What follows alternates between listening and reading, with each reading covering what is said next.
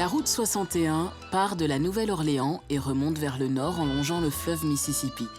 Dans le sud profond, l'esclavage, la ségrégation et le mouvement pour les droits civiques ont façonné la région et sa population. Ici, la musique est la meilleure expression de la vie quotidienne, le blues. En Louisiane, les Cajuns francophones ont une variante du blues bien à eux. Ah, c'est bon ça.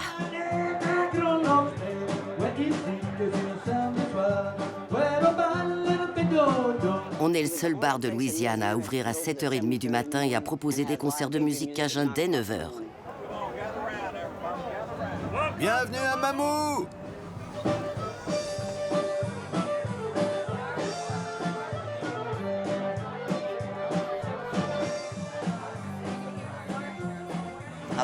Ici, c'est interdit de s'embrasser. Ça dégénère si on s'embrasse sur la bouche.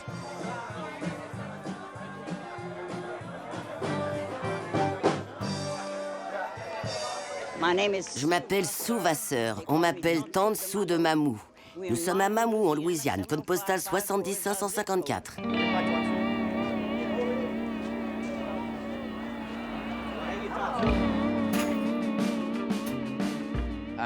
Je m'appelle Alex Fontenot, je suis aussi barman au Fred's Lounge. Je travaille ici depuis 64 ans. J'ai 81 ans et je pète la forme. Tantsu, c'est Tantsu. Il n'y en a pas deux comme elle. Mamou est la capitale mondiale de la musique cajun. Nulle part ailleurs, vous n'en entendrez autant qu'ici.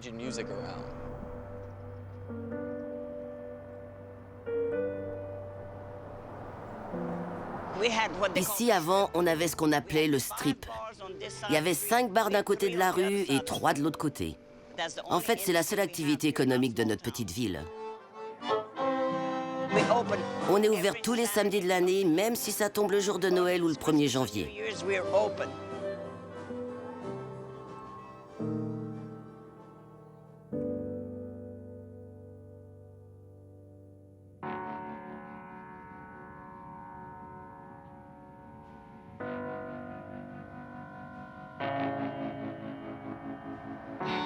Autrefois, le système des plantations de Louisiane reposait sur le travail des esclaves noirs dans les champs de canne à sucre. Vous savez, il y a beaucoup de cow-boys en Louisiane. Aujourd'hui encore, les propriétaires terriens noirs sont peu nombreux.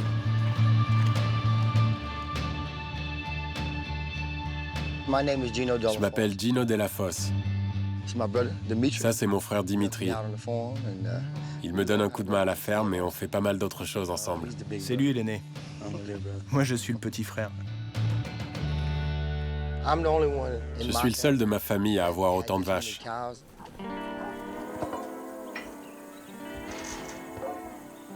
L'œil bien blanc. Tiens, lâche un peu la chaîne, là. Ouvre un peu, allez.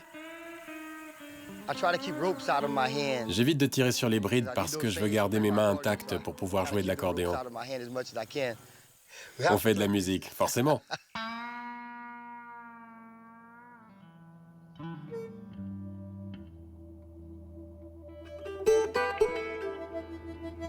La route quitte la plaine de Louisiane pour traverser le plus vaste marais des États-Unis, le bassin de l'Atchafalaya. Ce mot d'origine amérindienne désigne une longue rivière. Depuis plus de 200 ans, ce bassin est la terre des Cajuns, descendants des Acadiens, ces colons francophones chassés de la région canadienne de Nouvelle-Écosse par les Anglais en 1755. Je m'appelle David Allemonde et je suis propriétaire de McGee's Landing au cœur du bassin de l'Atchafalaya. Moi, c'est John Mount. Je suis guide de balade dans les bayous.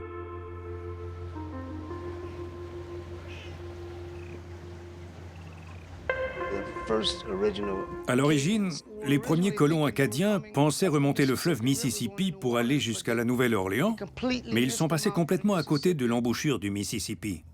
Ils ont vécu ici au milieu des Indiens pendant longtemps, ils les ont pris sous leur aile et leur ont montré comment exploiter la terre.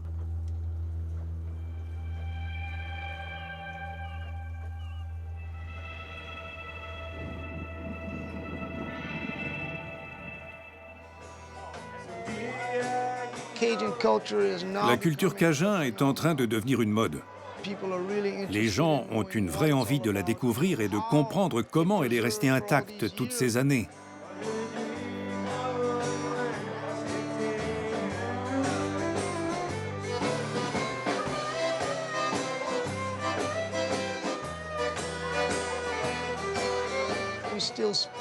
On parle toujours le même vieux dialecte français qui n'est plus parlé en Europe depuis plus de 300 ans. On parle franglais aussi. On mêle le langage anglais, English, avec la langue française.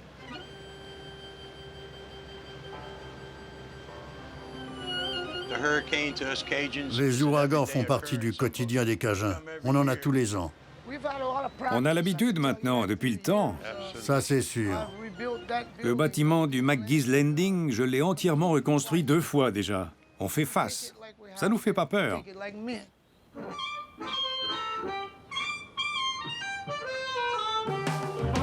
Ces digues ont été construites en 1927, à la suite de l'une des plus grandes crues du fleuve Mississippi, qui a fait des centaines de morts.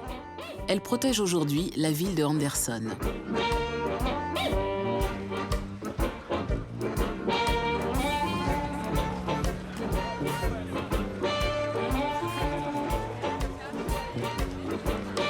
Vous voyez ce chapeau? C'est un vrai. Je joue du zydeco et de la musique cajun. Je suis ce qu'on appelle un créole. Je suis noir, afro-américain, né en pays cajun et je parle créole. Donc je suis un joyeux mélange de tout ça, comme un gombo.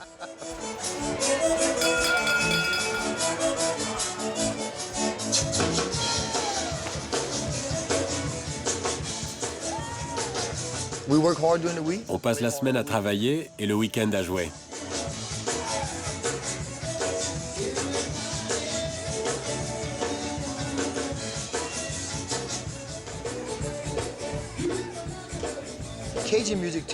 La musique cajun s'inspire plutôt de la country et du western swing, alors que le zydeco, lui, va chercher du côté du blues.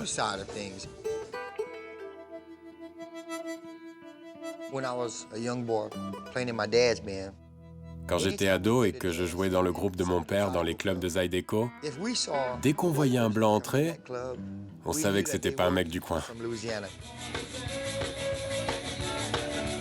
Ce qui est drôle, c'est que je suis un musicien de zydeco noir, mais que 98% de mon public est blanc.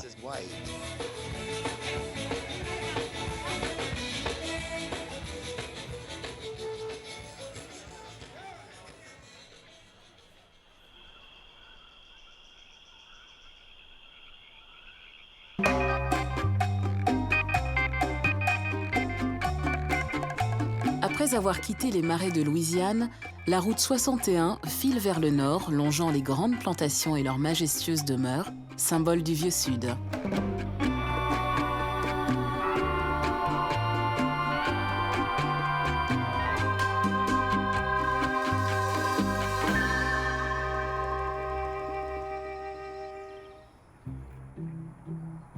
Je m'appelle Anne Butler et voici la plantation Butler Greenwood à San Francisville en Louisiane. C'est un îlot de culture anglo-saxonne au milieu d'un océan de culture française et créole. Mes ancêtres se sont installés ici vers 1770. Ils étaient cultivateurs de coton. La particularité de cette propriété, c'est qu'elle appartient toujours à la famille d'origine et qu'elle est encore habitée toute l'année. Nous organisons des visites tous les jours pour des touristes du monde entier. Il y a beaucoup de visiteurs noirs. On ne fait évidemment pas l'apologie de l'esclavage et on ne l'excuse pas non plus. Mais c'est un fait.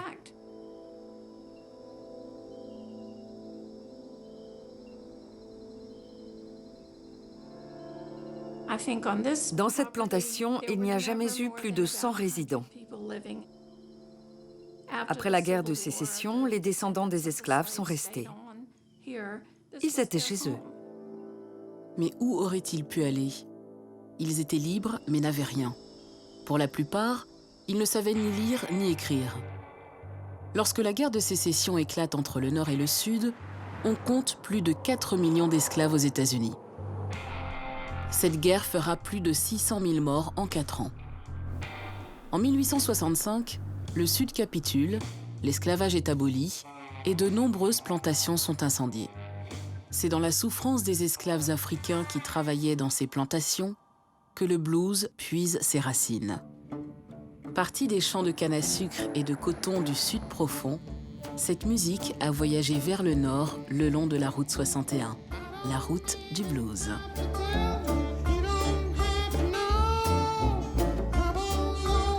Je m'appelle Luther Brown. Je ne suis pas originaire du delta du Mississippi, mais je suis arrivé ici pour ouvrir le centre culturel et pédagogique du delta qui a pour mission la valorisation du patrimoine du delta. Le delta du Mississippi a joué un rôle très important dans l'histoire des États-Unis.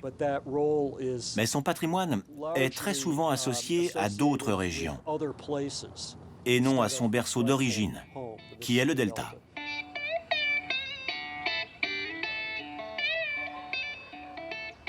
Par exemple, le blues, dont on pense souvent qu'il est originaire de Chicago, et les mouvements pour les droits civiques, qu'on a tendance à associer aux villes de Birmingham ou d'Atlanta, plutôt qu'au delta du Mississippi.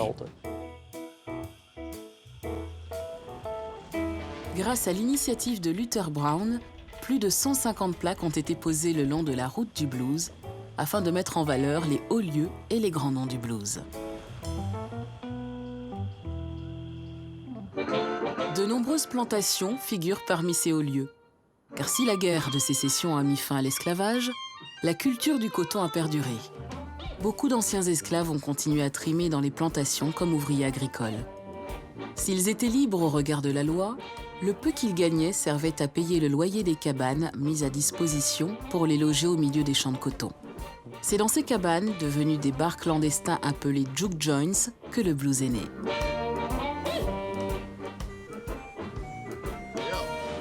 Mon vrai nom, c'est Will Seabury, mais on m'appelle Po Monkey. Bluesman la nuit, conducteur de tracteur le jour.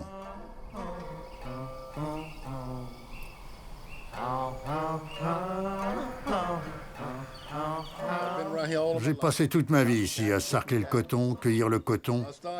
J'ai commencé à l'âge de 16 ans. Aujourd'hui, j'en ai 72.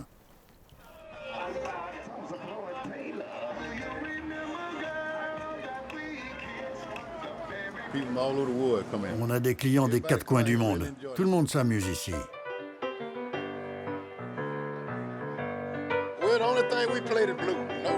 Pas de rap ici, seulement des blues.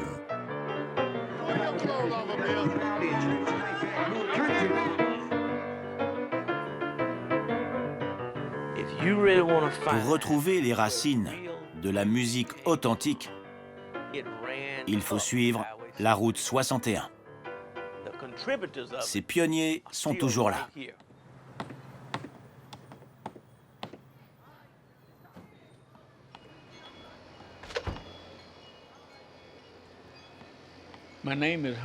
Je m'appelle Herman Johnson et voici mon fils. Je m'appelle Daryl Johnson et je suis pasteur ici à Mound Bayou dans le Mississippi. C'est la plus ancienne et la plus grande ville 100% noire des États-Unis. Il faut préciser qu'on ne fait pas de discrimination. Mound Bayou, fondé par d'anciens esclaves, est devenu le symbole de la liberté et de l'affranchissement. Les habitants ont construit eux-mêmes leurs maisons, leurs écoles et en 1942, leur hôpital.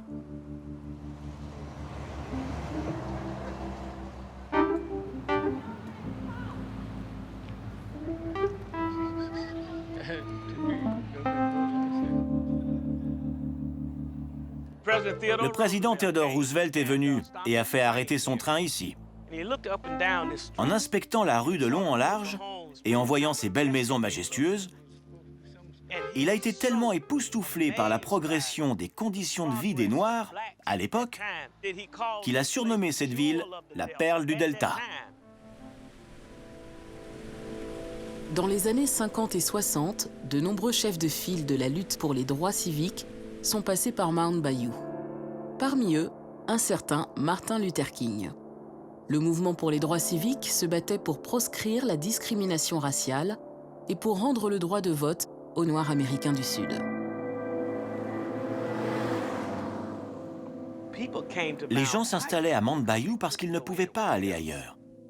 Le mouvement pour les droits civiques nous a offert la liberté d'aller partout. La route 61 se poursuit en remontant le fleuve Mississippi. L'État du Mississippi enregistre les plus forts taux d'obésité et d'illettrisme du pays, ainsi que le revenu moyen par habitant le plus faible.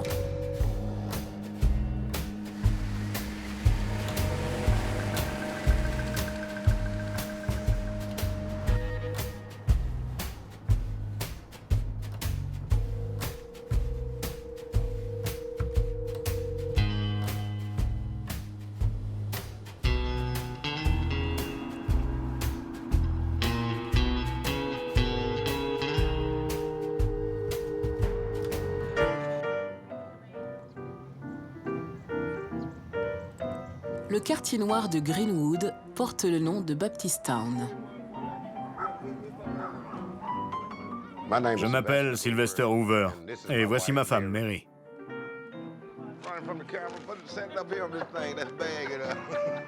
Ce quartier est le plus pauvre de tous les États-Unis. C'est ici, Baptistown.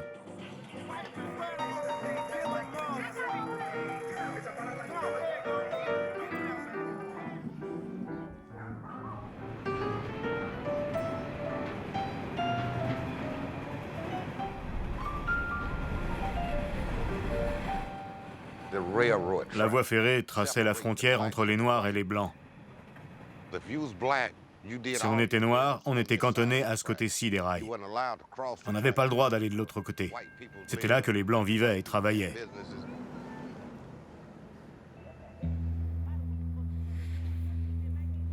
On cueillait et on sarclait le coton ici. C'est le travail le plus dur qui soit. Pendant qu'on travaillait dans les champs de coton, les anciens chantaient du blues, du matin au soir. C'était ça le fondement du blues. La vie à la dure, le travail harassant, l'espoir qui nous porte. Voilà le sac qu'ils devaient porter. Il pouvait peser jusqu'à 80 kilos. Nous sommes au musée des temps anciens.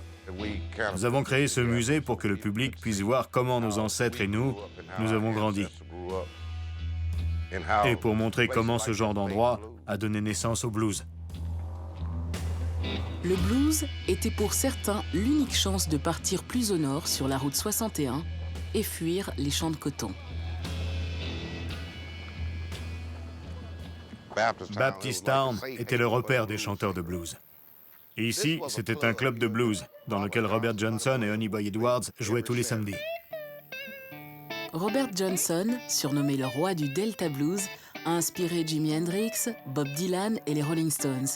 Eric Clapton lui a même consacré un album entier. Le type chantait ce qu'il avait au fond de lui, et le public était en osmose avec lui. Ah oui, j'adore danser sur du blues. Tout le monde dansait sur le blues. Le blues a tendance à court-circuiter le cerveau et à aller vous toucher directement au cœur.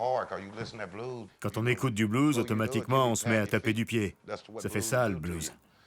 C'est une musique qui touche. Le blues et le gospel, c'est la même chose, on change simplement les paroles. Babe, I love you. If you knock at my door, I'm gonna open it. And then at church. À l'église, on va reprendre cette chanson et chanter « Seigneur, je frappe à ta porte, je me prosterne à genoux, ouvre-moi, Seigneur. » Souvent, les gens chantent « Chérie » et « Baby » le samedi soir. Et le dimanche, ils le remplacent par « Seigneur » et « Jésus ». Il y a seulement 2 mots de différence, mais la musique est identique.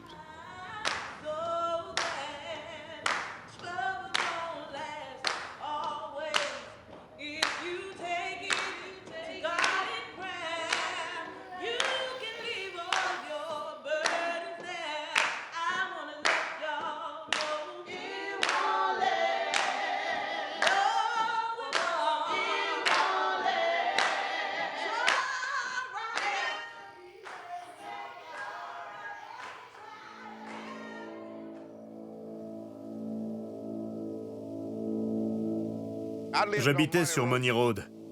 Dans les années 50, 60 et au début des années 70, il y avait des maisons alignées tous les 2 mètres, des 2 côtés de cette route.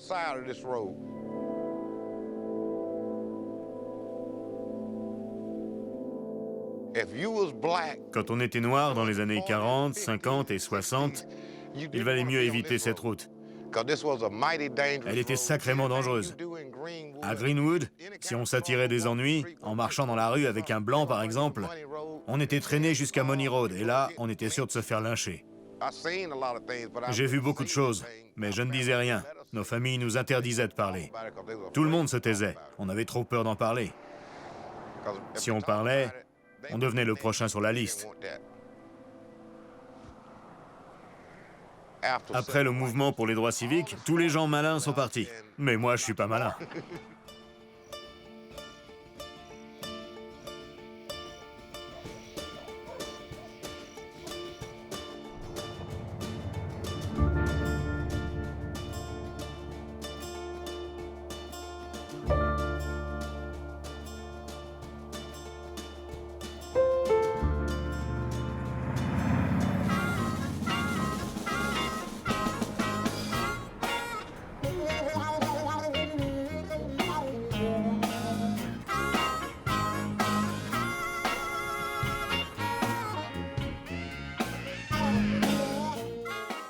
Il fallait qu'on dise au monde, et vous savez, Elvis est né à Tupelo. Je m'appelle Naina Holcomb, je suis guide ici dans la maison natale d'Elvis Presley à Tupelo dans le Mississippi. Parfait. Et c'est même pas flou. Je m'amuse comme une folle. Ce qui me passionne, c'est de rencontrer tous ces gens et de voir à quel point Elvis a marqué les esprits. Pas seulement aux États-Unis, mais dans le monde entier.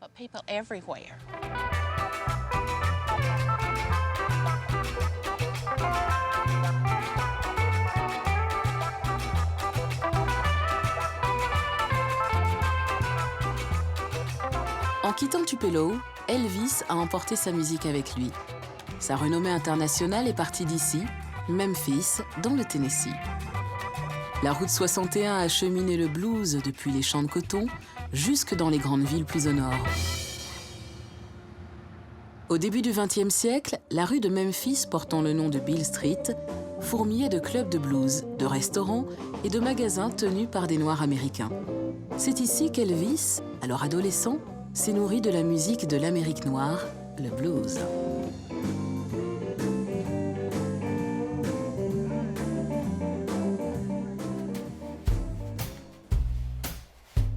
Beaucoup de touristes viennent à Memphis pour une toute autre raison.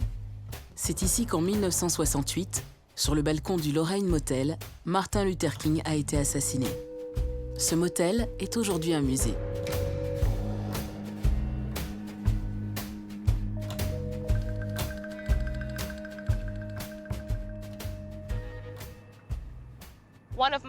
Au cours d'une visite, 2 dames blanches âgées ont demandé à un des guides « Si on ne peut pas vous appeler nègre, comment est-ce qu'on doit vous appeler ?» Je m'appelle Ziara Smith, je suis chef des guides du Musée national des droits civiques. Je suis née et j'habite à Memphis, dans le Tennessee. Je suis une vraie fille du Sud. Je dis parfois que le Sud est un pays à lui tout seul. Il y a le Sud et il y a le reste du pays. Ça fait moins de 50 ans que nous avons le droit de vote. On a fait tout ce chemin en moins de 50 ans. Alors imaginez où on en sera dans 50 ans. Le blues a puisé ses racines dans nos combats.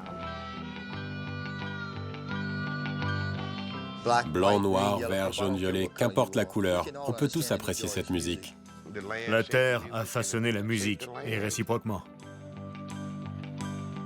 Une grande partie de l'identité profonde de l'Amérique est issue du delta du Mississippi, souvent surnommé le berceau de la culture américaine. Pour le meilleur et pour le pire. Ah, c'est bon ça.